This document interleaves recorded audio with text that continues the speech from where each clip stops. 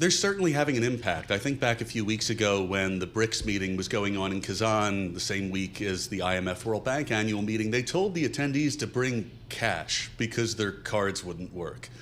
We're hearing reports of Russian consumers' cards not being able to work in certain countries around the world. They do work. The challenge is because the West is still buying so much from them, uranium, oil, LNG, that it makes it challenging to truly cut them off. But what happened on Thursday was a package out of the Biden administration that sanctioned 50 Russian banks, including the main bank that was financing oil trade. So we've essentially embargoed Russian oil.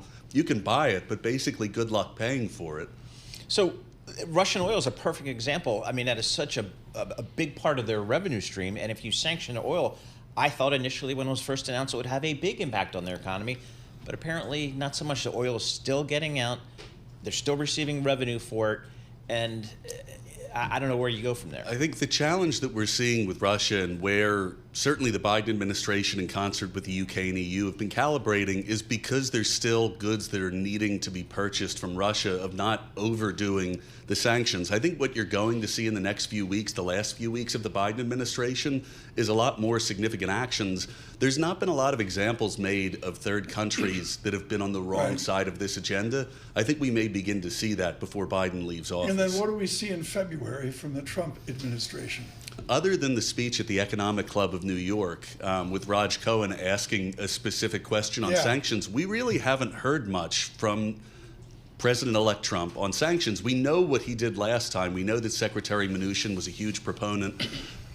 The Secretary-designee Bessent, we've really not heard anything on this topic. They will form a key part of the foreign policy agenda, but what they actually look like is a bit of a question at this point. How about China?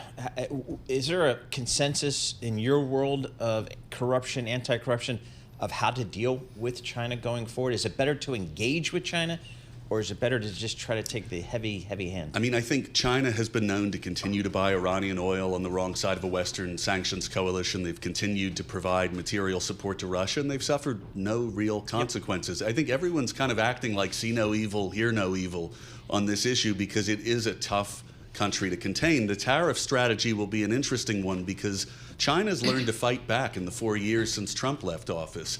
They will retaliate against Western interests in a way that will be more impactful than the last term.